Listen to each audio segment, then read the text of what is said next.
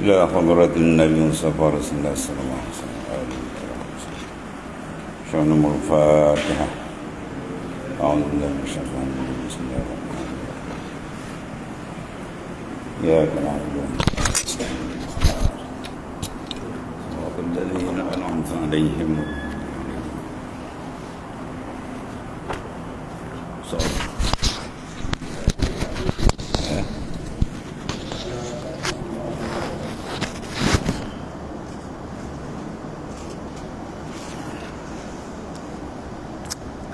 Bismillahirrahmanirrahim. Alhamdulillahirabbil alamin wassalatu wassalamu ala asyrafil anbiya sayyidina Muhammad.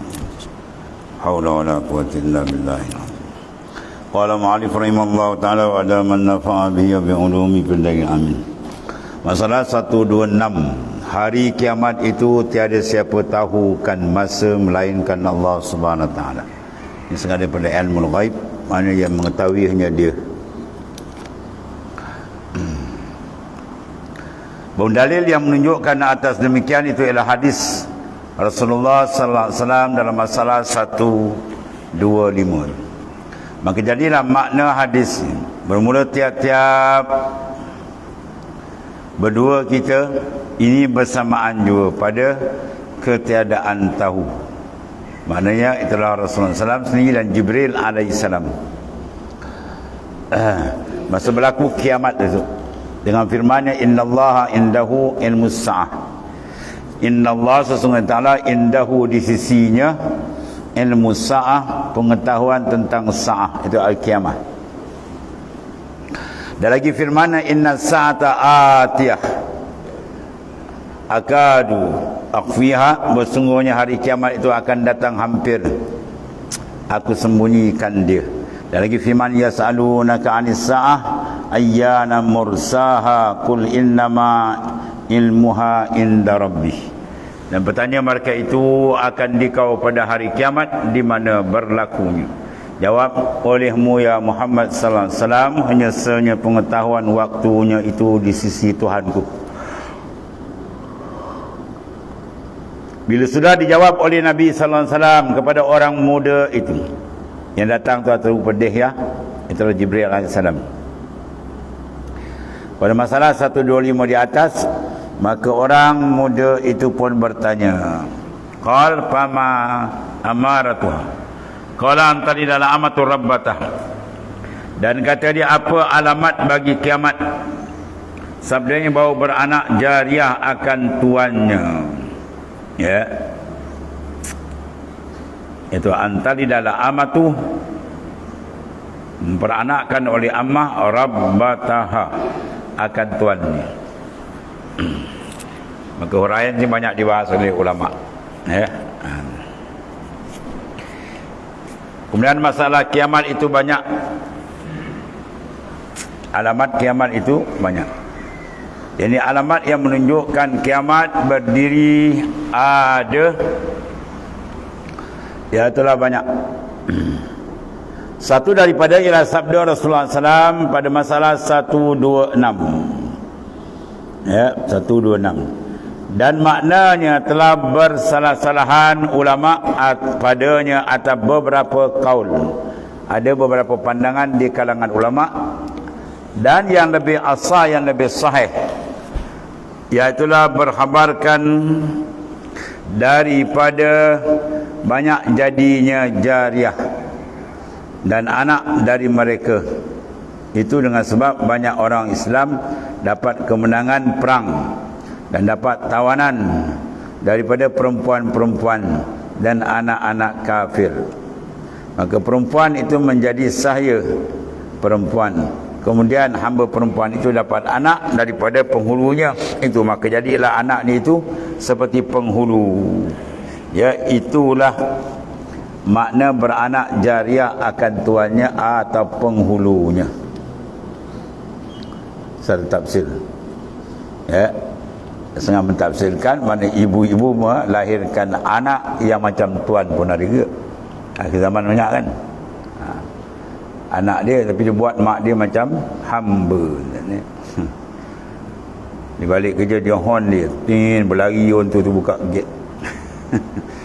kita tanya, ni siapa ni? Orang gaji dah, ni mak saya. Oh, mak awak macam tu. Haram neraka syurga untuk awak ni. Yang neraka jahanam tu dia. Dia pakai-pakai, dia ambil baju-baju gulung, dia baling. Mak basuh Wah. Ya, dia baru dia baling. Mak basuh cepat-cepat sikit basuh. Wah. Mak dia macam kuli dia buat. Tu setengah ulama tafsir itu. Dia pandangan banyak pandangan.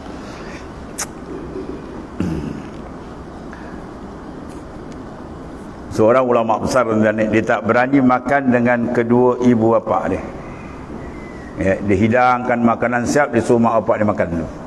Lepas mak bapak dia makan, baru dia makan. Bila orang tanya kenapa tuan Syekh tak berani makan bersama bapak, dia kata aku bimbang, takut lauk yang ibu atau bapak aku nak ambil, aku dah potong dulu. Ya, katakan kepadi-padikan dulu kan. Jadi mak dia pun nak ambil, dia dah potong dulu. Mak dia pun jentuh ajalah. Oh, tu aku tak berani. Aku tak berani. Takut terasa hati dia. Oleh kerana tu aku biar dia makan dulu. Ini terbalik. Mak nak ambil lah, ada bekal kita makan tadi. Yang mak kau kucing ke? Dia mak dia macam kucing dia buat. Itu neraka jahanam tunggu dia. Kalau tak bertobat lah. Allah. Ini ibu bapa kena jaga betul. Betul lah, banyak hadis bab ni. Rasulullah kata celaka dan neraka, celaka besarlah orang yang tidak dapat meraih syurga oleh kesempatan hari tua kedua bapa dia. Mana taklah panjangkan umur bapa dia dapat sempat. Ya. Kawan Rasulullah SAW tak sempat langsung kan. 3 bulan dalam kandungan bapa meninggal, baru setelah Halimah Sa'diyah itu meninggal pula mak dia, ya. Mana tak sempat. Ni kita sempat sampai hari tua mak bapak itu, umur dia 70 80 tua kan. Di situlah tempat kita boleh raih syurga. Dengan baru kita khidmat semaksimum yang boleh kan. Yang paling penting sekali bawa dia tempat-tempat selamat. Dia dah umur dah pension kan, kita bawa di tempat selamat. Tempat selamat surau masjid. Ini bapak dah tua, dia buat padang golf. Piung. Kalau mampu dengan padang golf, kacau. Ya, itu tak betul ni. Bawa di tempat-tempat selamat dah akhir umur tu. Nak padam dah kan. Bawa tempat-tempat yang seumpama tu supaya dapat rahmat Allah Subhanahu Wa Taala. Tu anak yang saleh dia kena jaga tu. Ya. Ini setengah tafsir. Setengah tafsir ulama kata betul-betul hamba. Perang, kita dapat tawan, maka dia panggil jariah. Kemudian anak dipakai oleh tuan dia dapat anak. Itu tafsir zahir itulah. Satu tafsiran ni. Makna yang kedua, bahawa jariah itu beranakkan raja-raja. Ya.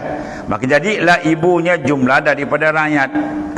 Maka apabila seorang raja mempunyai jariah, hamba perempuan, kemudian dapat anak daripada jariah, maka jadilah anak itu anak raja, namanya. Dan ibunya jariah yang beranak, mana hamba yang beranak itu rakyat bagi anaknya. Itulah satu daripada makna. Dia banyak pentafsiran ulama tu. Yang dikatakan apa? Antalidala amah rabbataha. Melahirkan oleh, maknanya saya perempuan tadi akan tuan dia. Dan makna yang ketiga, jadi binasa ahwal orang-orang. Maknanya kelakuan sudah jadi rosak di akhir zaman.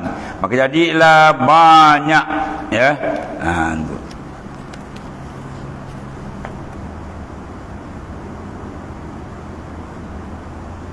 Banyaklah menjualkan, ya, mak anak, ya, hingga jadi banyak pula pergi baliknya di dalam tangan orang-orang yang membeli, hingga dibeli akan dia oleh anak. Ya. Jadi mak anak tu, dia anak dia maknanya apa? Merdeka. Tiba-tiba mak dia tu dijual. Jual-jual orang sana beli, akhirnya yang beli anak dia beli. Jadi dapat kita juga tafsir satu makna. Daripada ketiadaan dia ketahui, dia tak tahu pada hakikat itu ibu dia pada asalnya. Maka dari sebab demikian tu banyak jadi derhaka pada anak-anaknya, kerana diperbuat oleh anak akan ibunya macam penghulu membuat ke atas saya. Padahal itu ibu dia, ya. Perempuan dihina dan dipermakinya, dipukulnya, mak dia sendiri pada hakikat itu. Dan lagi alamat kiamat itu di antara dia lah.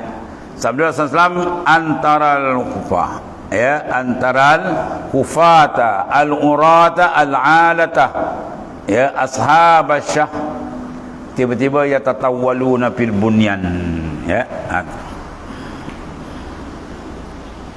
Mana berlaku perubahan kemewahan yang mendadak mungkin.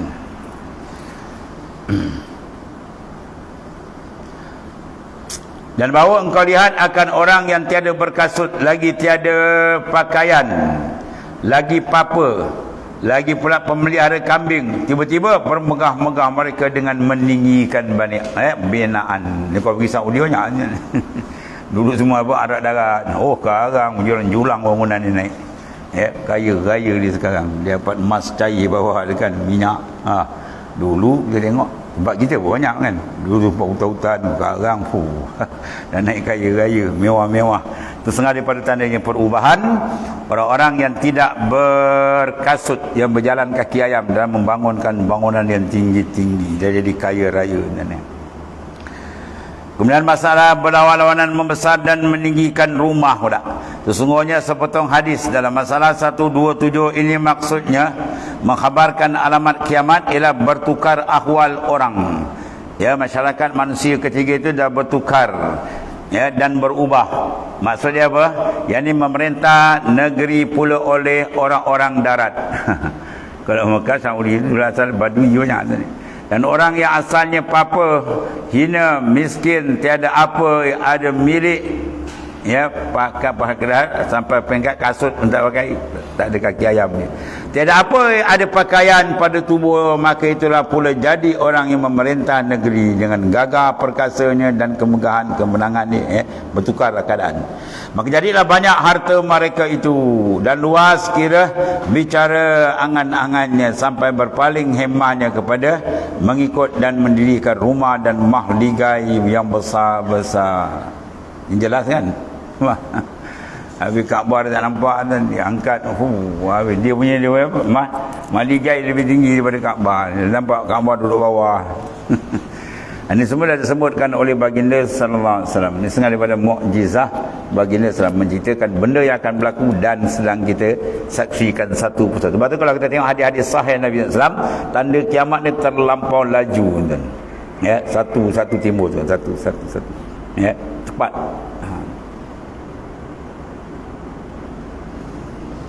Allah. Maka perkara ini nampak dengan mata kepada kita pada zaman ini. Maka itulah satu daripada alamat kiamat. Ya, amaratul kiamah. Atau panggil amaratul sa'ah. Kemudian kata perawi hadis ni, qala Umar. Ya, kalau Umar palakiyani an-nabiy sallallahu alaihi wasallam ba'da zalik bisalasin faqala ya Umar hal tadri minas sa'ah atau minas sa'il, hal tadri mu kenal tak minas sa'il, siapa yang bertanya dulu. Ya, kemudian zakat Jibril atakum yu'allimukum ma'alimad dinikum. Setengah riwayat yu'allimukum dinakum. Kemudian telah berkata Sayyidina Umar, maka berjumpalah aku akan baginda Rasulullah SAW, kemudian daripada selesai bersoal jawab antaranya dengan orang muda seperti yang telah lalu itu kira-kira 3 hari. Ya, kira-kira 3 hari malian. Maka sabdanya bagiku, hai Umar, mana ya Umar, adakah engkau ketahui siapa yang bertanya rukun iman, rukun Islam dan ihsan tempoh hari 3 hari dan alamat kiamat? Ya, kemarin dahulu itu jawab Sayyidina Umar, Allah dan Rasulnya lebih mengetahui, lebih tahu. Itu adab. Dia sahabat kalau ditanya dia dapat boleh tak jawab ni. Allah dan Rasulullah lebih mengetahui. Itu adab. Habis. Kemudian sabda Rasulullah SAW, itulah ia Jibril yang datang dulu kan, kau tengok dia lagakan lutut dia dengan lututku, dia tanya 3 perkara yang besar. Ya Muhammad akhbirni anil iman, ya Muhammad akhbirni anil Islam, ya Muhammad akhbirni anil ihsan. Siapa dia itu? Itulah Jibril alaihi salam mengajar datang. Syahid kita besar sini apa? Atakum yu'allimukum ma'alimad dinikum. Setengah riwayat yu'allimukum dinakum. Mana dia mengajar kamu agama kamu. Jadi agama tu apa dia? 3 perkara. Al-iman, al-islam, al-ihsan. 3 perkara tu dia punya apa? Tapak besar tu. Kaki langit mana kita pergi pun yang ni mesti selesai. Lepas selesai bermasalah besar kita di akhirat. Allah. Kemudian sabda Nabi SAW, itulah dia Jibril, merupa ia seperti orang muda, ya. Jibril merupa, biasanya dia rupa seorang sahabat bernama Dihyatul Kalbi yang sangat cantik. Kerana mengajar sekalian kamu akan tiang agama kamu, mengajar akan tapak-tapak agama, benda-benda yang jadi basic yang besar. Sebab ilmu fardu ain dia letak 3. Tauhid, mana usuluddin untuk mengenali, kemudian fiqh untuk mengetahui akan urusan ibadat dengan betul, kemudian ilmu ihsanuddin, ada ilmu tasawuf yang besar untuk mengurus kedudukan kita dengan Allah Ta'ala, jangan jadi tersasar ataupun jadi silap. 3 benda inilah intisari pati, trust dalam agama, mengenal Tuhan, mengenal cara ibadat dan membersihkan dalaman. Dan kata misalnya ini hadis hasan lagi sahih. Kedudukan hadis ni tarakdi ila hasan dan sahih. Hasan min tarik, sahih min tarikan akhar. Dari 2 jalan.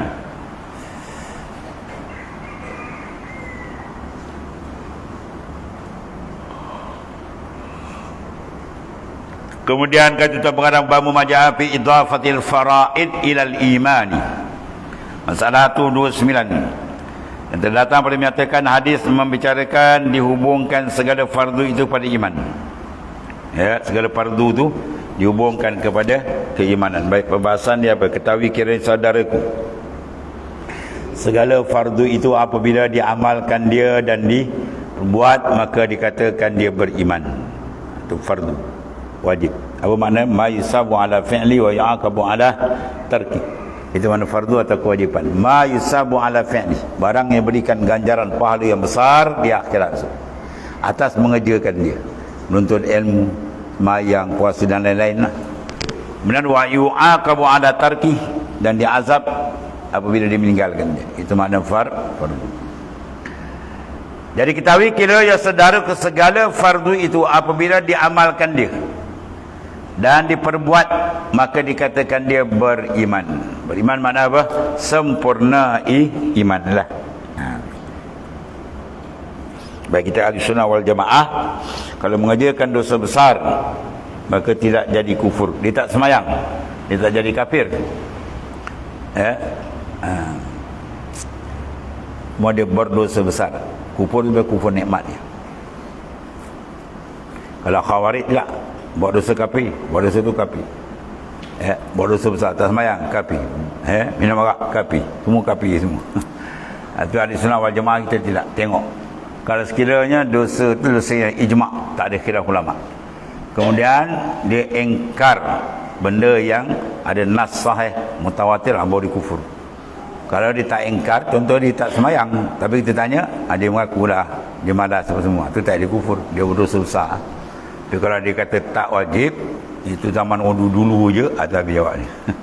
Kufur terus. Jadi kita kait dengan apa? Pengakuan dia iktiraf tak benda itu wajib sebagai wajib, dan beritahu segala hukum yang lain. Amalan tajuk yang lain. Amalan dia menyempurnakan. Maka di sini kita lihat dikatakan sebagai beriman. Baik bahasan dia macam mana. Dan demikian itu disuruh oleh Nabi kita sallallahu alaihi wasallam sebagai tersebut dalam khabar, seperti dalam hadis yang dikeluarkan oleh Abu Isa At-Tirmizi dengan katanya an Ibni Abbas qal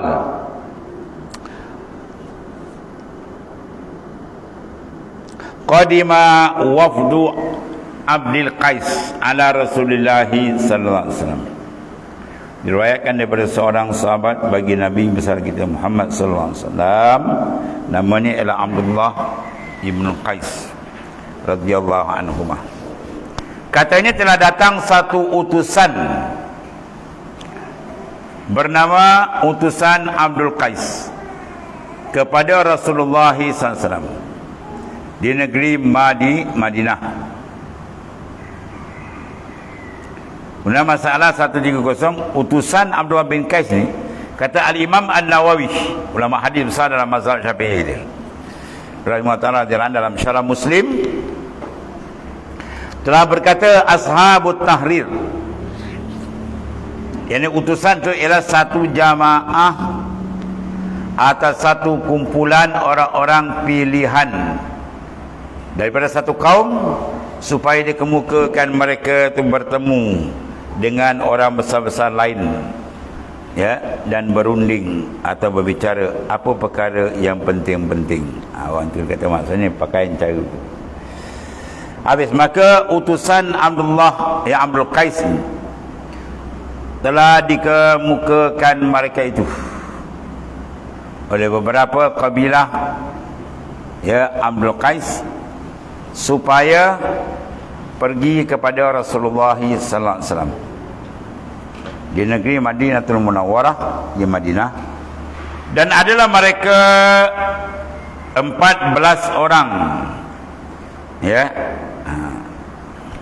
tunggangan dia. Kepala mereka nama dia ialah Al-Asri, Asjul Asri. Sebab pun diutus akan mereka pergi kepada baginda sallallahu alaihi wasallam, kerana ada seorang yang bernama Munqaz ibnu Hayyan, seorang daripada Bani Ghanam ibni Wadi'ah. Ada barang yang perniagaan, barang perniagaan, pergi ke negeri Yathrib. Di dalam masa jahiliyah, maka pergi ia ke negeri Yathrib dengan beberapa, ya, kain selimut dan buah kurma daripada Hijr. Kemudian daripada berpindah Rasulullah sallallahu alaihi wasallam ke negeri Madinatul Munawwarah. Dan Madinah itulah bernama Yathrib pada masa jahiliyah, ya, termasuk dalam bumi Yathrib. Maka di dalamnya antara Munqaz itu duduk-duduk, tiba-tiba lalu baginda Rasulullah SAW, dan katanya maka bangun ia daripada tempat duduknya, pergi kepada baginda sallallahu alaihi wasallam. Maka Rasulullah SAW pun bersabda, kamukah nama Munqaz ibn Hayyan? Apa khabar sekalian kamu dan kaum kamu? Kemudian ditanya oleh baginda SAW pula daripada orang-orang besar negeri, pembesar-pembesar dia lah, pemimpin dan orang-orang yang mulia seorang. Kemudian daripada seorang yang tersebut, ya, oleh Nabi SAW itu dengan nama satu-satu. Maka masuklah Islam, Munqaz, dan belajar ia daripada suratul Fatihah, dan membaca ia akan Bismi Rabbi. Kemudian musafir ia ke pihak negeri Hijr, maka ditulis oleh Nabi sallallahu alaihi wasallam satu surat supaya dibawanya bersertanya kepada jamaah Abdul Qais. Kemudian masa ia dengan membawa surat itu, bila sampai ke negerinya dan disembunyikannya surat itu beberapa hari, kemudian ditampak atasnya oleh isterinya itu sembahyang dan membaca Quran, dan isterinya ialah anak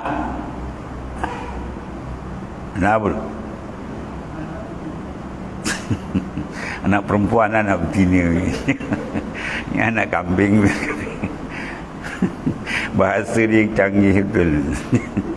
Anak betina. Iaitu anak betina, anak perempuan Al-Munzir ibn Haris. Dan Al-Munzir itu ialah Al-Ashaj. Bila dilihat isterinya Munqaz itu akan, ya, Munqaz ini tadi sembahyang dan membaca ayat Quran, maka dibantahi oleh isterinya akan halnya macam itu. Kemudian isterinya pula khabarkan hal suaminya kepada bapanya yang bernama Al-Ashaj.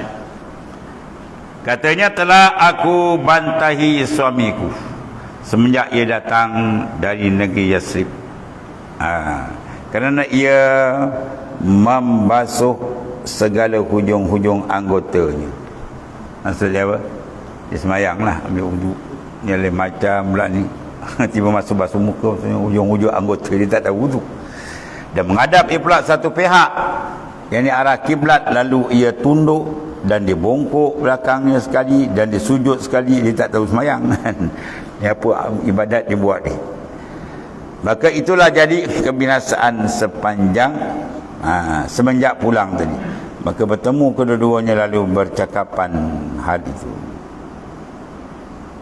Maka sudahlah jatuh Islam di dalam hati al-Ashdi. Allah. Dan diberikan oleh Mangkisari akan kepadanya akan surat Rasulullah SAW. Kemudian dengan segeranya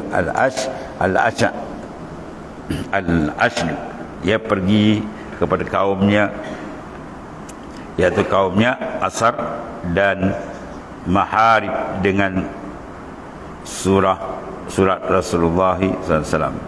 Lalu dibacanya surat Nabi SAW atas mereka itu. Maka jatuh pula Islam atas hati mereka itu. Masing-masing masuk Islam dan berkumpul semuanya, muafakat pergi kepada Rasulullah SAW di negeri Madinah. Maka mereka itu pun berangkat pergi ke negeri Nabi SAW. Apabila hampir mereka ke negeri Madinah SAW, bersabda Nabi SAW, bagi sekalian orang yang duduk sama-samanya, ia telah datang pada sekalian kamu utusan Amr Qais, sebaik-baik ahli masyrik, dan di dalam mereka itu al-Asja, ya al-Asli. Maka kata mereka, qalu inna hadzal hayy min Rabi'ah. Allah.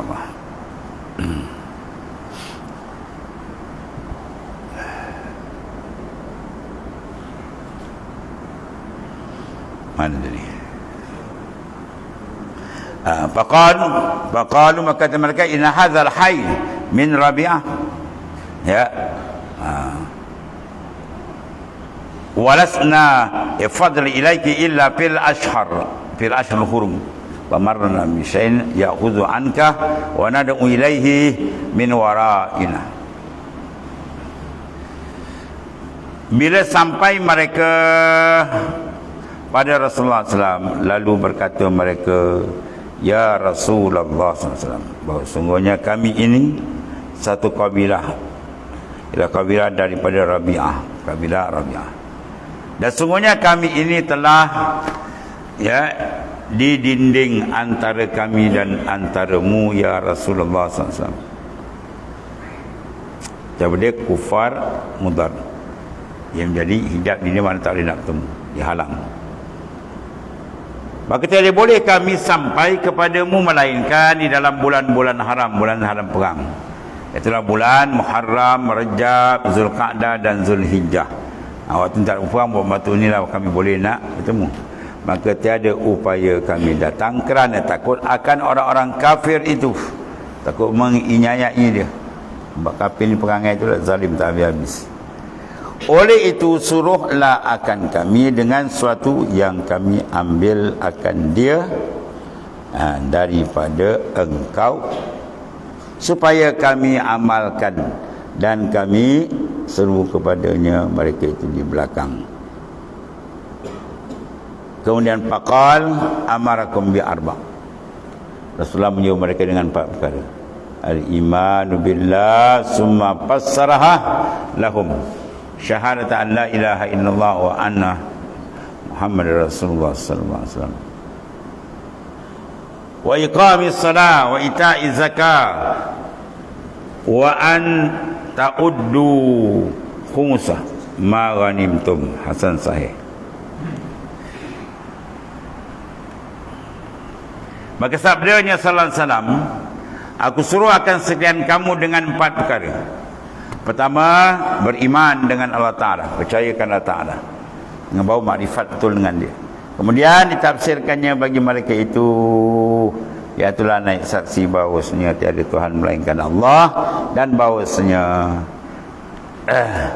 Nabi besar kita Muhammad SAW itu adalah pesuruh Allah.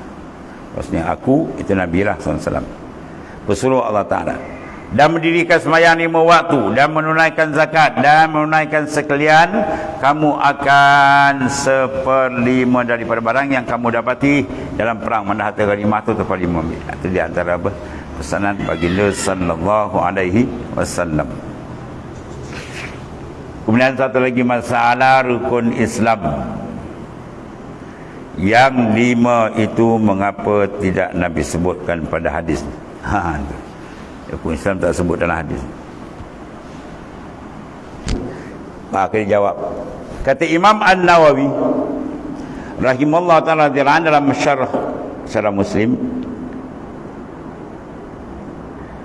sesungguhnya ada datang hadis di dalam masalah 130. Itu daripada riwayat lain menyebutkan bab puasa dengan begini, ya, bunyi hadisnya.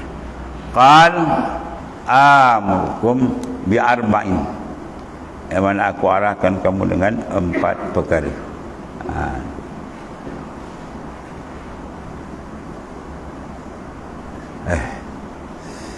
Wa anhaakum an arba'. U'budullah wa la tusyriku bihi syai'ah. Wa aqimus salat wa atuz zakat wa sumu ramadan. Wa atul khumus minal ghanaim.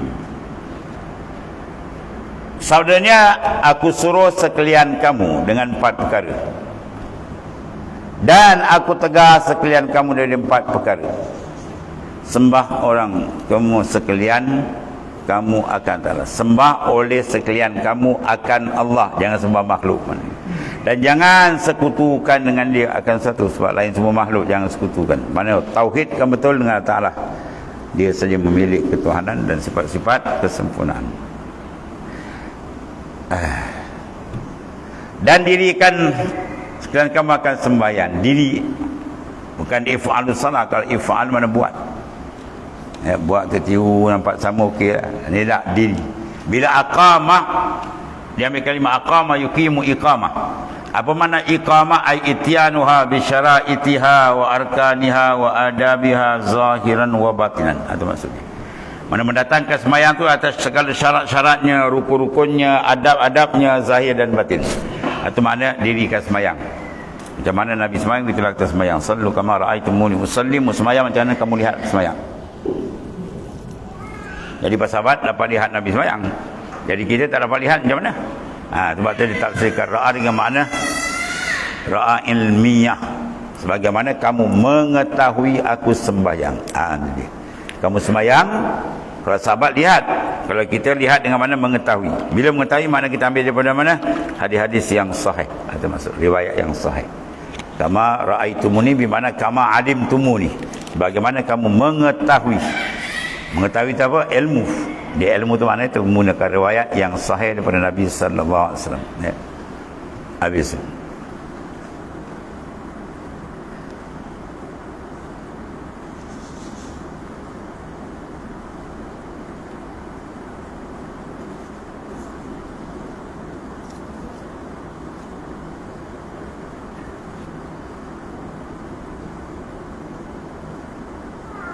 Dan beri oleh kamu akan zakat. Mana yang pertama tadi, sembah oleh kamu akan Allah, mana mentauhidkan dia. Jangan sekutu, itu mana mentauhidkan. Dan dirikan sekalian kamu akan sembahyang 5 waktu. Dan beri oleh kamu akan zakat. Dan puasa sekalian kamu akan Ramadan. Dan beri oleh sekalian kamu pada aku akan 1/5 daripada harta rampasan. Mana harta ghanimah 1/5. Humus diberikan kepada baginda sallallahu alaihi wasallam. Untuk Rasulullah SAW gunakan ia tasarruf pada jalan yang disuruh Ta'ala. Dan kata Abu Sa'id ini hadis hasan lagi sahih. Kata inilah segala lapas di dalam Muslim dan Bukhari. Ya, mana lapas ni ada dalam Sahih Bukhari dan Sahih Muslim. Kemudian satu lagi kata Imam Nawawi, bermula segala lapas hadis ini setengah daripada barang yang terbilang dalam perkara yang muskil, padahal bukannya muskil di sisi ahli tahqiq, ya, tidak ada kemuskilan apa pun.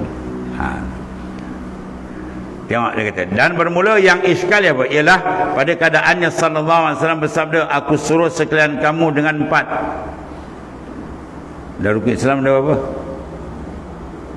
Ada sekian, kata 4. Dan tersebut dalam kebanyakan riwayat 5. Baik, kan kata bersalah-salahan ulama pada jawab antara perkara ini.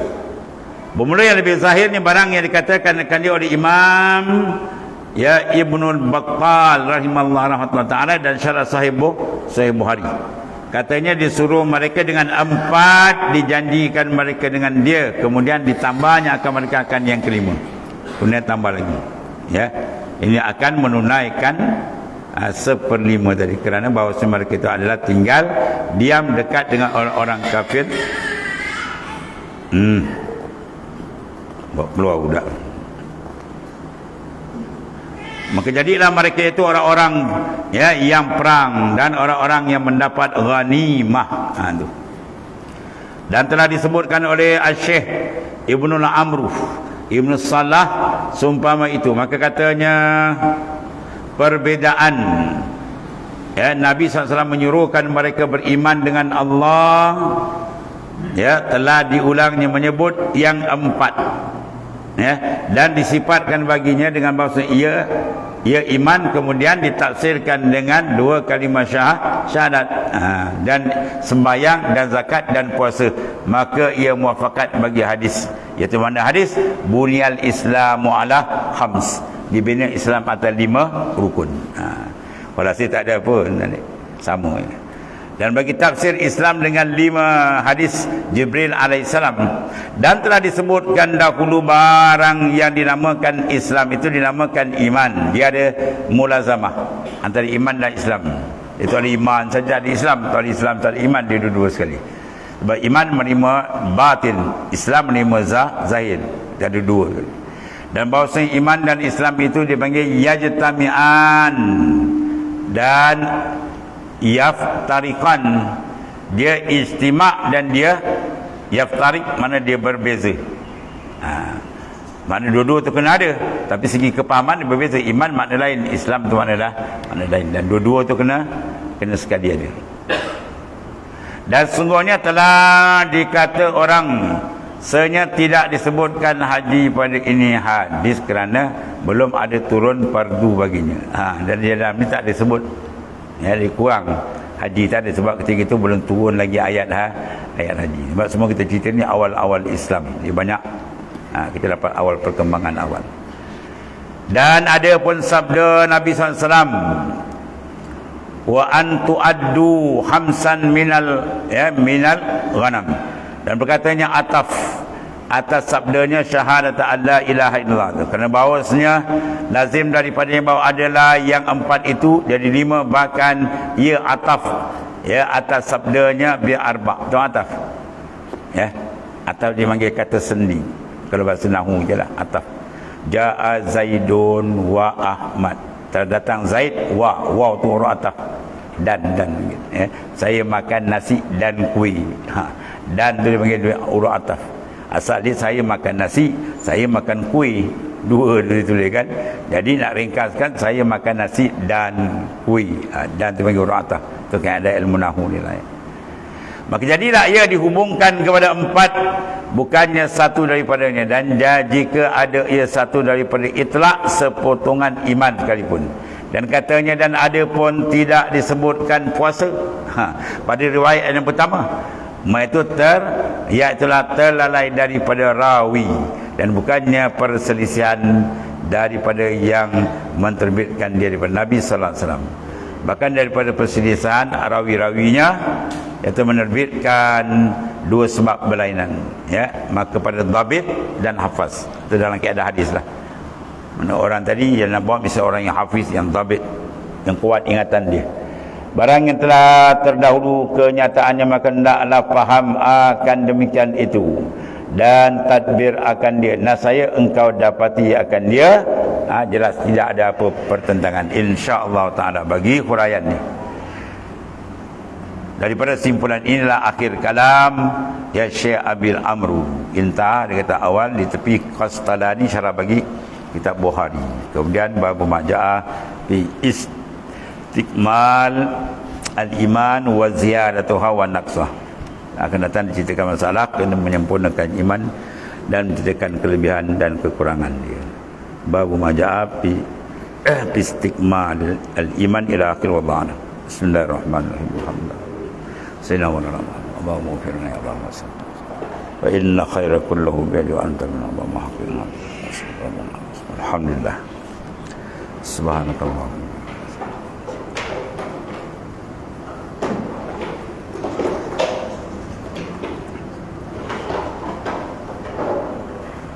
Alhamdulillah.